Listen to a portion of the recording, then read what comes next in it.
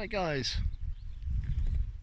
today I'm just giving a bash for a few hours in this bright beautiful sunshine at Youldon waters. It was a last minute call. I didn't know what time I was going to get this weekend.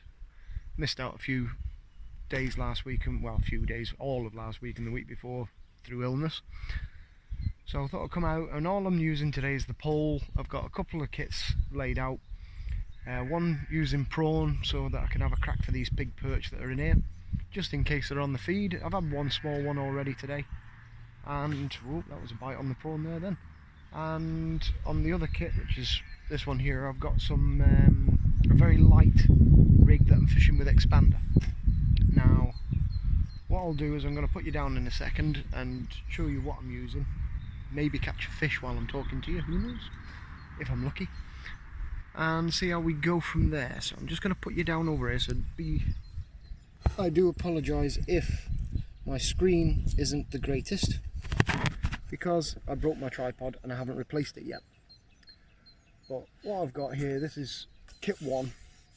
This is my main kit that I've been using today. I've had quite a few crucians on it and everything. Is 3-pound main line, which is Guru Engage, with it's about a 5-foot rig, because the water where I'm fishing in this peg here is probably between 4 3/4 to nearly 5 foot, and I'm fishing it quite close to the tip at times. The float is a Rise-On. I've bought on eBay. I bought a selection of sizes on eBay of these. This one is a 0.1 of a gram, so quite light. And what I've got it rigged up with is right the way down towards the hook length. I've got a bulk of 3 number 9s there, and then 5 inches or 4 inches from the hook I've got a number 10, and then the hook I've got on is take it out there, a size 18s hook. I think it's a Kamazam B911, and that's tied to some Drennan Suplex 2-pound line. So the hook length itself is about 6 inches long, and that's been my main rig today. The float is super sensitive. It sits with the literally about, I'm going to say, that much of the tip out of the water, and anything touches it, it's gone, you know.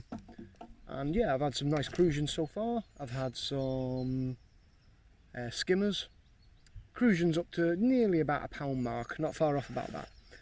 And then on the prawn rig, I set it up earlier down the margin, and first fish out was a perch of about 8 ounces, 9 ounces.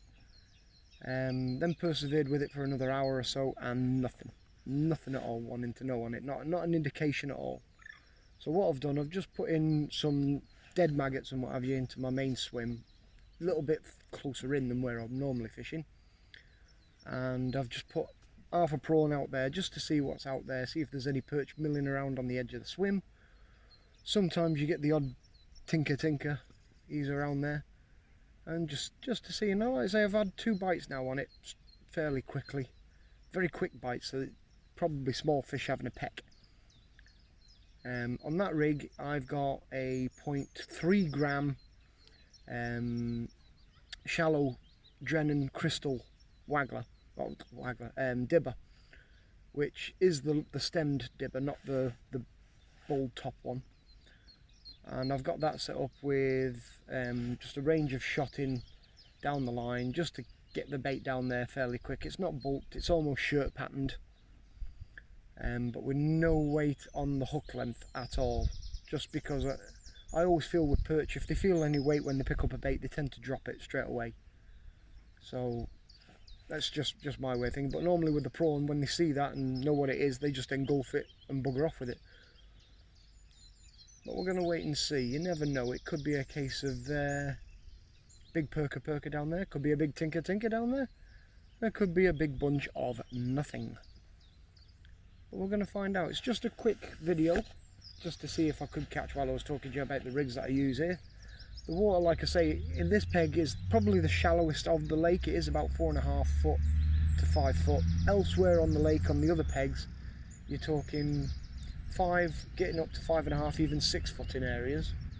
The peg opposite me is one of my favourites, so I will pick you back up again and just see, can I show you around that peg over there. That is a beautiful peg. It's especially for fishing alongside the rushes over that side.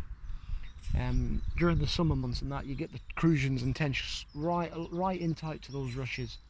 You want to be fishing it literally about a foot off them, and then you got all the other pegs down there as you go right down the other side of the lake. Like I say, in this one that I'm in right here, I'm fishing it straight out in front of me. I'm only fishing 4 or 5 sections, fairly close. Sometimes I fish it over there towards those rushes that are sticking out. That's where I've had some big perch in the past, in fairness, but not today. Well, they're not wanting to know today anyway, not for a while, but we will keep going. Bait wise, if you can see down here, I've got some micros that I'm just feeding in, loose feed and potted in. Got me prawns, some old maggots that are basically all turned into dead casters and floating and all sorts of things, but they were to try and see if I could get the roach up. They didn't want to know. And my ground bait, which is a mixture of just crumb, ground bait and some other pellets again. Then bait wise, I'm using the spotted fin expanders, and they've been working quite well for me so far. And that's about it so far. That's been the gist of it.